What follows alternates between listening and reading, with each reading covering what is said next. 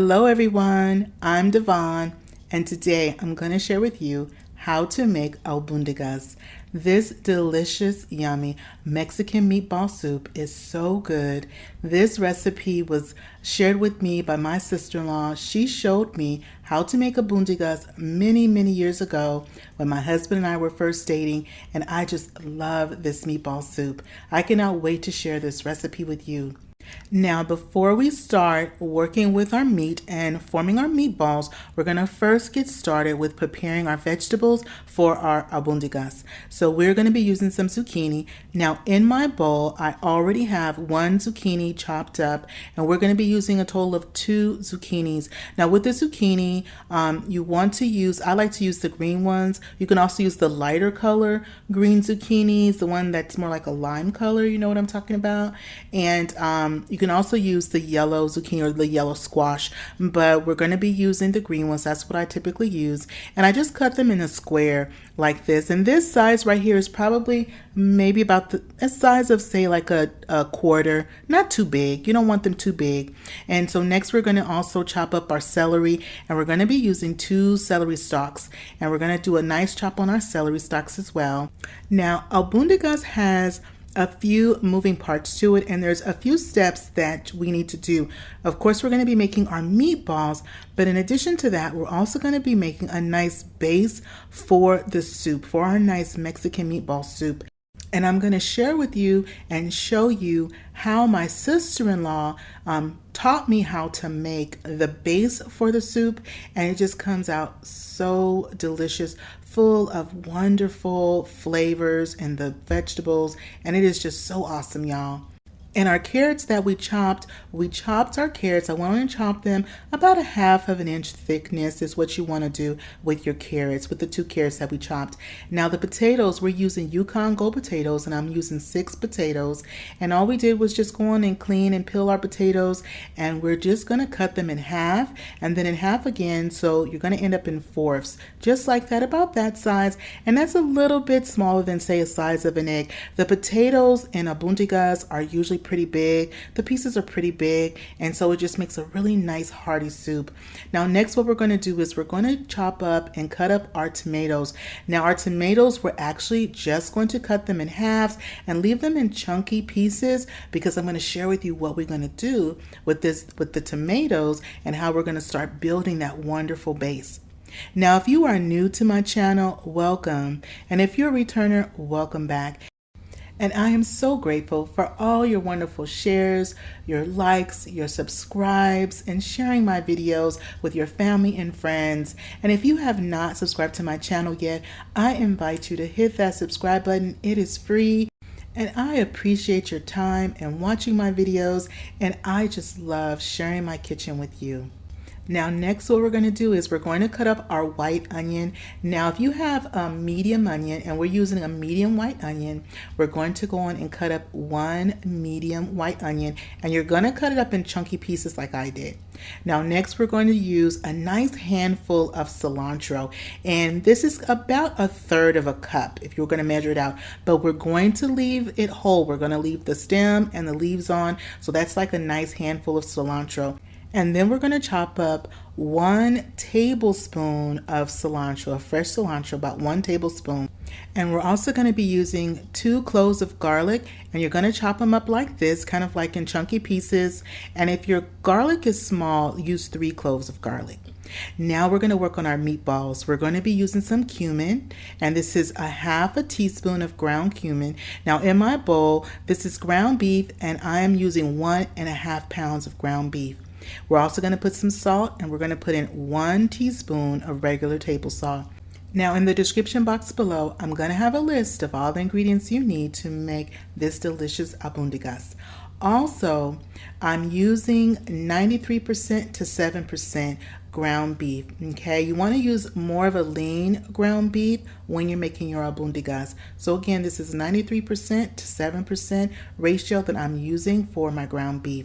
Now, once I've had all my seasonings in, and the black pepper, I used 1/4 of a teaspoon of black pepper. So then what I do is I go on and I just mix the seasoning all around, just like that in the bowl, and just keep mixing and moving everything around because we want to break our meat down into small pieces. Next, we're going to put in some warm water, not hot, but just some warm water. Now, originally, when my sister-in-law showed me how to make albondigas, she didn't put water into her meat, her ground beef. That's something that I like to do. I feel like it does make the meatballs a little bit more tender. And I also like to add it when I make my hamburger steak as well as my meatloaf. And in the description box below, I'll put a link to those 2 videos, my hamburger steak with gravy, as well as my meatloaf recipe. Now we've put in a total of 1 cup of warm water, and I put it in half. So I did a 1/2 cup and then another 1/2 cup. Now once we have everything mixed in, we're going to put in our binder, and our binder is going to be an egg, and we're just going to use 1 egg for our binder. And all I do is just take the egg. You want to beat it up really good before you add it to your meat. Make sure that you just go on and just beat your egg, whip it up real good, and then we're going to add that 1 beaten egg to our meatloaf. Now, if you're enjoying this video so far, don't forget to show it some love and give it a thumbs up. Now, while we're doing this, I have on the stove a big pot of water that I'm bringing to a boil, and that is going to be 12 cups of water that we're bringing to a boil while we're preparing our meatballs. Okay, I'm going to show you how to drop the meatballs, as well as I'm going to share with you how you know when your meatballs are done in your albondigas. So mix everything around. You want to make sure that you totally incorporate your beaten egg into your ground beef really, really well.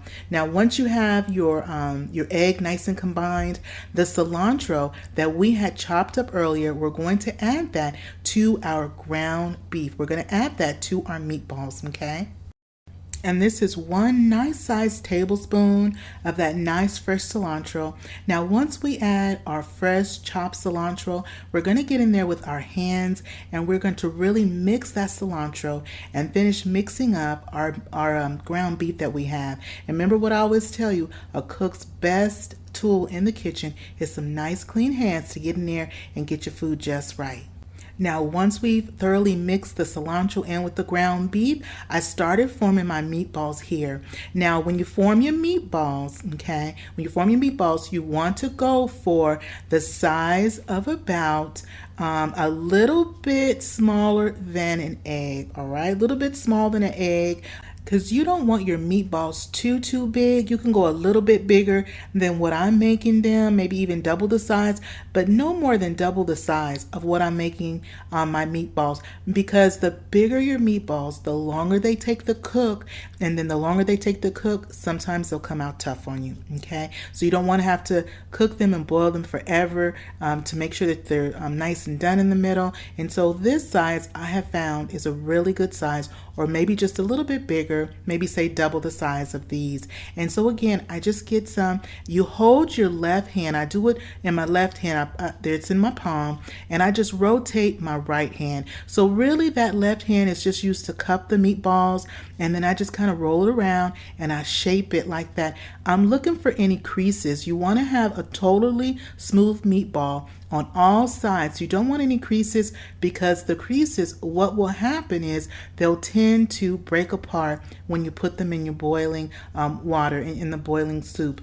And they'll tend to break apart if there's any creases in the side of the meatball. So again, just put you some nice meat in there, just like that. I go back and forth and I roll it around the palm of my hand to make them nice and smooth. Now with that 1.5 pounds of ground beef, you're gonna get about 30 meatballs, all right? Nice 30 meatballs just like that.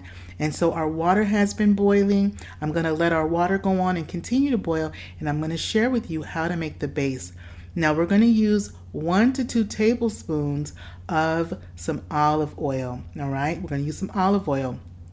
You want to get your olive oil nice and heated through in your pan, and we're going to add those veggies that we had chopped earlier and we kind of left in nice chunks. These are our Roma tomatoes, and you're going to use 3 Roma tomatoes. If your tomatoes are kind of small, then you're going to use 4, but we're using 3 because ours were nice size, and that 1 medium onion, nice chunky 1 medium onion.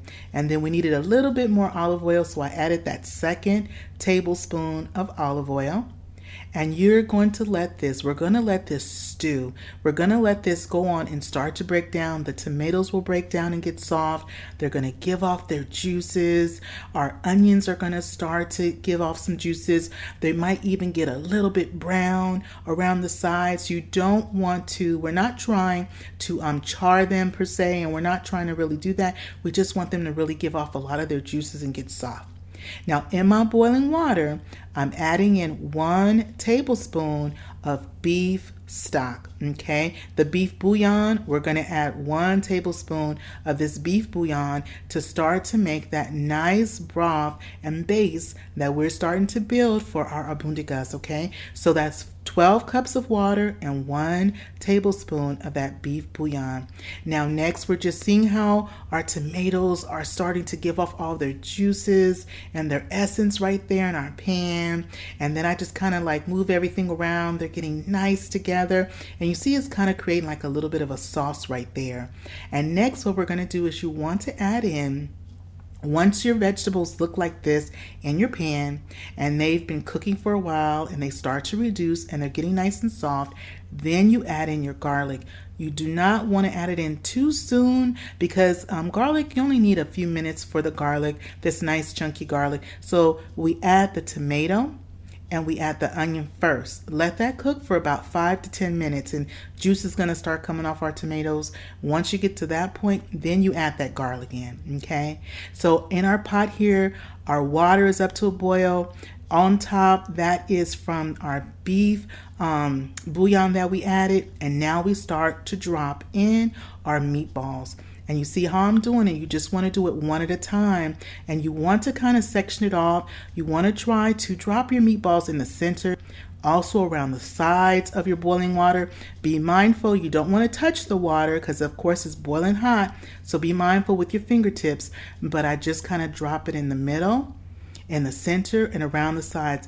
You don't want to pile them up all in the center. You kind of want to disperse your meatballs all around your pot, just like I'm doing here.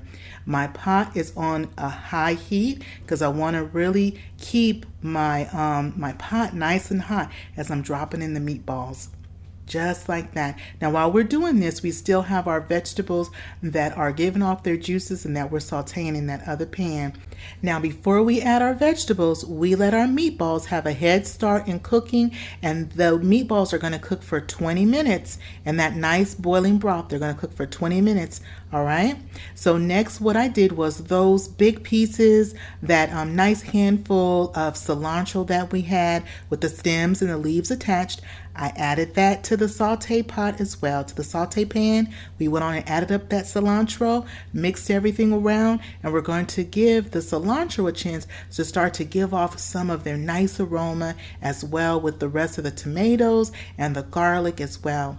Now we put in 1 teaspoon, I added 1 teaspoon of salt to my sauteed vegetables, and that's also going to help them to give off some additional juice, and we're also going to build up some really nice flavor that's going to go in our albondigas. And once our sauteed vegetables look like this, I'm going to turn my pan down to just low, okay? And now we're going to check on our meatballs. It's been about 20 minutes, and do you notice something, y'all? Did you just see that? You see how the meatballs have started to float to the top. And when that happens, it means that the meatballs are almost there. They're just about done. Okay, and so our sauteed vegetables, what we're going to do with them, we're going to put them in a blender and we're going to blend them until they're nice and smooth, and we're going to add those also to our soup. Okay, it's going to make our soup so nice and rich. So now we have our vegetables, because once our meatballs float to the top, then we add the rest of our vegetables. We're adding in our zucchini, our carrots, our celery, and we're also going to be adding in our potatoes as well. I still have my pot. It's on high. And as you know, as you add your different ingredients, the temperature of your pot goes down. So keep your pot on that high to medium high. We're going to go on and add in all of our vegetables. Now, if we had room in our pot, we would definitely add the corn, and the corn is optional. The corn on the cob is optional, but we really like having that corn in our albondigas. And so what I'm going to do though is, in a pot to the side, I'm going to boil our ears of corn that we have, and we're going to add those in to our nice bowl when we service up some of our albondigas, okay? Now our sauteed vegetables, we have blended them, and now we're going to add them to our pot. Just like that, all of that. And then also the essence that we had in our blender, we're just going to put a little bit of water, just a little bit, maybe about a half a cup, and we're going to just swoosh it around in our blender, and we're going to add the rest because we don't want to miss out on any of those delicious vegetables that we have sauteed all together. And so we're just going to swish it around our blender. We're going to add that last little bit from the blender into our pot as well. Just like that. And now we are going to let our albondigas is going to go on and cook until those potatoes are nice and tender. And once those potatoes are nice and tender, and that should take about another 15 to 20 minutes, and we have a nice rolling boil just like this. But before we finish, we want to make sure that our vegetables are tender, and we're also going to taste our albondigas for a last bit of seasoning. And then at this point, once you taste it for seasoning, you can either add, if you'd like, another tablespoon of the beef bouillon, or you can add a little bit more salt and pepper. You want to go on and add it to your taste. The flavor is going to be nice and rich just where it's at, but sometimes we just want to go on and bring it up to our taste, and I would suggest another tablespoon of the beef bouillon, or either you can add a little bit more salt, a little bit more pepper. You just want to go on and do it to your taste, but we're going to go on and taste it. It is piping hot. I'm going to blow on it, and I'm going to taste it to see how our broth is. That is really good. Oh my gosh. It's just like really nice balance of flavor just right there. Next, I'm going to add the little last touch, and that's going to be some oregano. And I'm using Mexican oregano. You can usually find it in the little clear cello packages, the little clear packages that usually like $1, $2. That's where you usually find specifically Mexican oregano. And so I just put in a couple of pinches of Mexican oregano just to kind of finish things off. Our corn has boiled up nicely. I think it's time for us to go on and service up a nice bowl of albondigas. Well, this is it, y'all. This is our albondigas. We have those carrots, the meatballs, the corn, the potatoes, those vegetables in there. I went on and put a few extra little sprigs of cilantro on top. And I also squeezed a little lime on top, because that's how we do it. Put a little squeeze of lime. And there we go. Right there we have our nice broth, the potatoes, the seasoning and spices. That bites for you right there. Let me give it a bite. That was a good bite, y'all. That was good. Oh my goodness. Now with our meatballs are nice and they're tender. Now also with the albondigas, you can also add rice to your meatballs as well. Now with the recipe, if you'd like to add the rice is optional, but a lot of people, it's very traditional to also add the rice. And you would add a half a cup of cooked rice that's a day old. So you would cook the rice the day before you make your meatballs and your albondigas. And this is our corn tortilla, and we like to get our corn tortilla nice and crispy and charred, so that way it's so good for dipping. We like it like that, and so we just dip it in there, and we got that lime in there, and oh my goodness. Well, I hope you give this recipe a try, and I invite you to hit that subscribe button, and don't forget to share this video with a friend or a family, and click that notification bell so you don't miss out on any time that I upload a video. Well, that is it for me today, y'all, and remember, it's always good when Devon is cooking for the family. I'll see you on the next one. Bye-bye, everybody.